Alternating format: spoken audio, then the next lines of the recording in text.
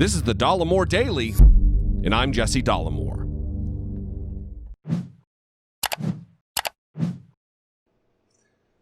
Hey everybody, it is good to be back in the proverbial saddle. Listen, today I want to talk about Donald Trump's, the rally he had the other day, and kind of the victory lap that a lot of people on the liberal end of the spectrum took. I've seen a lot of tweets. I even saw some things on Instagram that are alarming to me because it indicates that people are thinking that the war is over. The campaign has been won. Donald Trump has been defeated. He's been bested. He no longer has any support across the country, especially on that end, his side of the political aisle.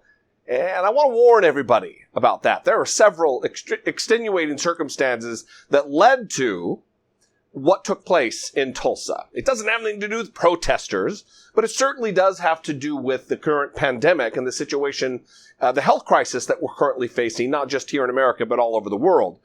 So I want to caution, but first, I do, want to take a victory lap because anytime Donald Trump faces that kind of humiliation, it is just chef's kiss, just beautiful.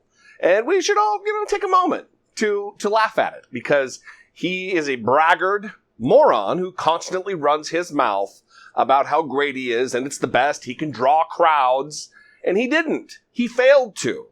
So what took place was really remarkable, especially that it came at the hands of Donald Trump. So early on, they were talking about how they had received 1 million ticket requests for this thing. That's despite the fact that the arena only seats fewer than 20,000 people, 19,200.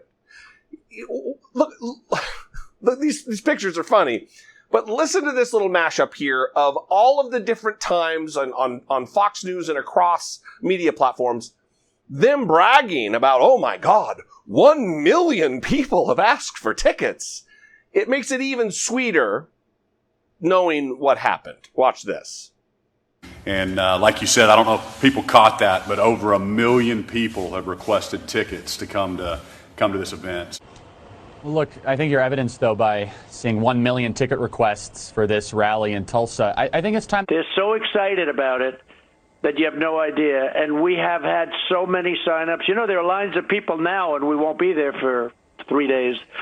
They have lines of people right now trying to get into the arena. I mean, they'll be there. They'll be early. How many people signed up? They'll be in one of those early front rows. How many people signed up? Do you know? Over 1 million people requested tickets. Well, there's just a hunger for the rallies. And so you have this massive crowd. You have nearly 1 million tickets that are demanded out there. People pre-filling out their applications and whatnot to come in. What are you going to do with all these people that literally could be hundreds of thousands of people trying to come? And you've only got 19,000 seats indoors. What about all those other people? What are you going to do with them? Well, there is an overflow crowd, but it really is a testament to people are ready to move on, and especially in Oklahoma. They have a pretty new, magnificent arena, as you probably have heard, and we're getting exact numbers out, but we're either close to or over 1 million people wanting to go. We have a 22,000-seat arena, but I think we're going to also take the convention hall next door, and that's going to hold 40,000, so we'll have 22,000 plus 40,000. Now, look, to me, that's hilarious because we've bared witness to Donald Trump and his braggadocious nature, his lies, his outright lies, and I mean, even if you want to be kind, it's just exaggeration for 4 years now. Well, for his entire life, but it only really mattered since he ran and then became president. So they were so preparing for a massive rally that the campaign, they planned a second outdoor speech that both Pence and Trump would speak at to address the crowd in this overflow section. And reality set in. Here are those photos again, the night of the rally, with reporters. When they started tweeting, these reporters started tweeting out these images showing massive areas of the rally completely empty. They soon shut down that second speech area because there was absolutely no need for it. And then they started making excuses, saying that it was the protesters, and then maybe admitting a little bit that it had to do with the coronavirus. But it was excuse after excuse after excuse. Reporting came in that Donald Trump was losing his mind backstage when he got a glimpse. I guess I haven't even mentioned the number. Fewer than 6,200 people attended the rally. This includes, by the way, they're talking about occupancy. How many people, how many human beings were inside the arena? Fewer than 6,200. That includes all of Donald Trump's security, all of Donald Trump's staff, Donald Trump himself, the vice president and his staff, and then all the media who were there to cover the speech. 6,200. 6,200 people when they said over 1 million requested tickets. Andrew Little, this is from Forbes, Andrew Little, the public information officer for the Tulsa Fire Department, confirmed to Forbes on Sunday that a tally taken by the fire marshal clocked the turnout at just under 6,200 people, far fewer attendees than the campaign expected.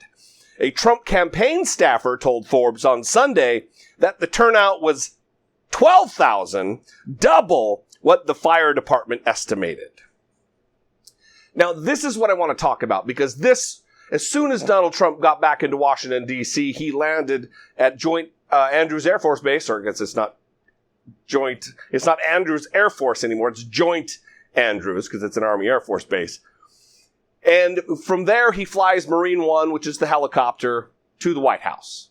And he got off Marine One looking deliciously dejected. Watch this footage and delight with me in his sadness and dejection.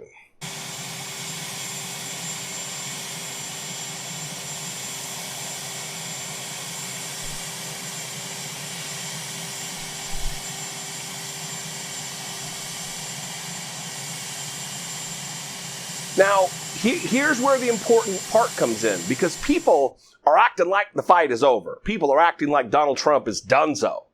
Like this is representative of what's going to be taking place all over the country at all his rallies. And I would caution against that, because Donald Trump's got a lot more corruption and schemes up his sleeve. From all of the disinformation and lies and propaganda to try to suppress the vote, and his attempts to convince Americans that mail-in voting, absentee voting is rife with fraud. He's getting his lapdog, scumbag attorney general to propagate this type of BS too. This is going to be a hard-fought campaign going forward. There are no guarantees that Joe Biden is going to win this. And Donald Trump is going to pull out all the stops. He's already starting to whip up culture war hysteria, especially to this base of his. Because, look, we all know if you showed up to this rally to fawn over Donald Trump, to cheer and yee-haw at Donald Trump, you're a bad person. Because after all that we've witnessed, after all over the course of these last years, if you're still supporting Donald Trump, I've said it before and I will continue to say it, you're either stupid or sinister. Maybe both. But it's one of those two or both. That's it. You're not Trump curious at this point. Not after all of the racism and white supremacy that we've witnessed. So be careful. Don't sit back on your hands thinking that this thing is over. It's not.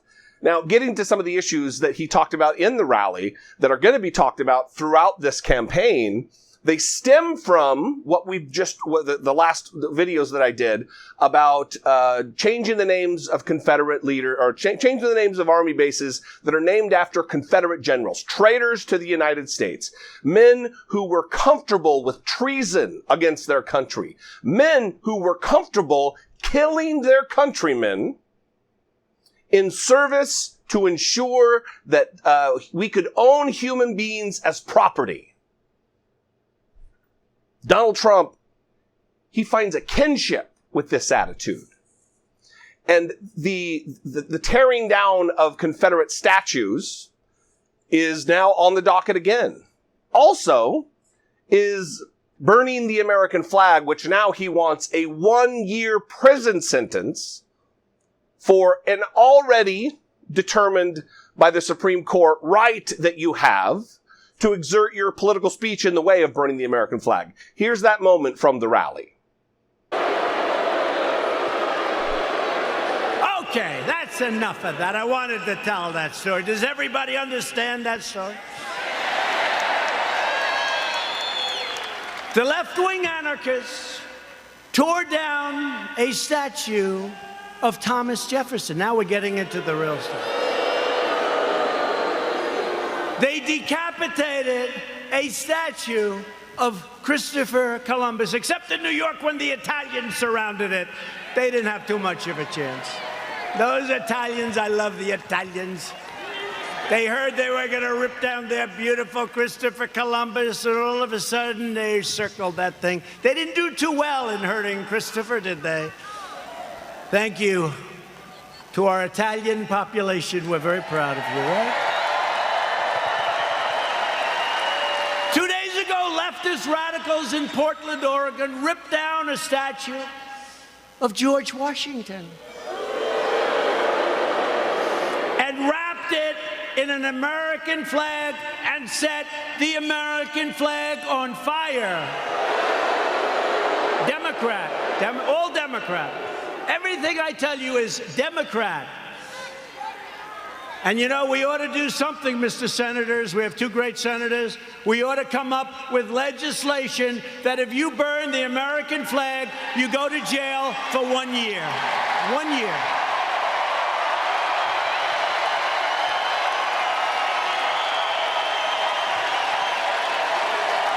Jim and James. Jim and James. We ought to do it.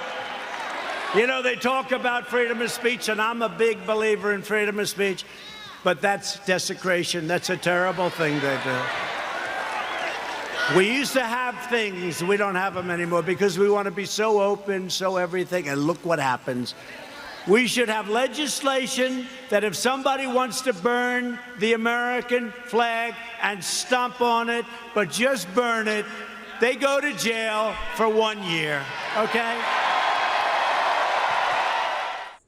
Now, this, of course, is in the vein of the Confederate statues. Now, he mentioned George Washington in there, but he's also talking about Columbus. He's talking about Robert E. Lee. He's talking about abhorrent figures in our history. Now, look, were our founders complicated men? Yeah, they were. Do I care if they tear down statues to George Washington? Not really.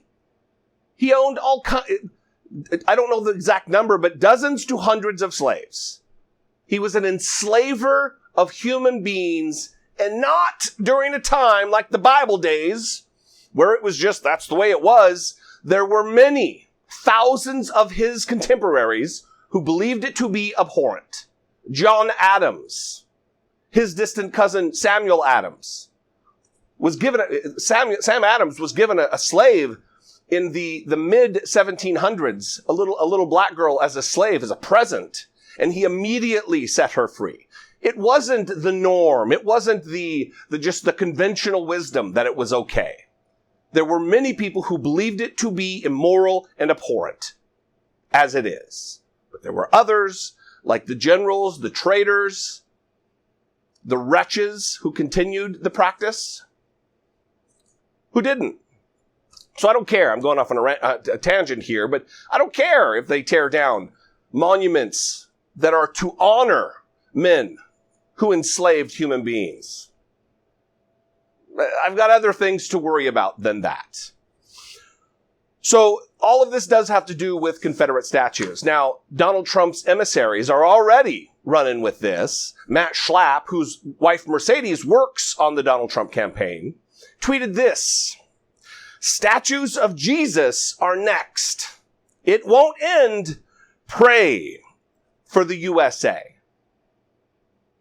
Matt Schlapp is equating Robert E. Lee, a murderous, traitorous, coward jackass, to Jesus Christ, who didn't own slaves, who, according to doctrine, freed mankind from the bondage of being burned in hell if you're a Christian. That's what Jesus represented. And Matt Schlapp is comparing Jesus Christ to enslavers, to murderers, to rapists. How does that sit with you, Christians out there? There is no threat of Jesus statues being torn down. This is fear-mongering. That's all it is. That's all Donald Trump has left. This is the kind of meat he's throwing to his base. And these people who attended his rally are just stupid or sinister enough to believe it. I would love to know what you think. 714-576-4054. Thank you for joining me. Thank you for interacting with my content. Thank you guys for sticking with me during this tough time with my family emergency. I will be back. I may do another video after this one this week, but it looks like I'll probably be back for sure next week going forward, because I'll have a studio setup where I can work. So, as I always end videos, or often end videos, I would ask you that if you're on the fence, if you are in a position to do so, and you've thought about it before, now would be a great time to join, become a channel member here on YouTube. You can click the button right there. It says join. I don't know if it's a button or just a link, but join, be a channel member for fewer than $2 a month. You can help support independent media voices like mine. If I am not your flavor, if there's someone else out there that brings you more value, support that person, because we are in for the fight of our lives in 2020. November 3rd is going to be a big day, and hopefully the work that we do will lead to some real fundamental structural change in the United States. And I think that independent media like myself and like others are going to lead that charge. So I'm going to leave you there. Please consider it. Thank you guys very much. Be genuine and take care of one another.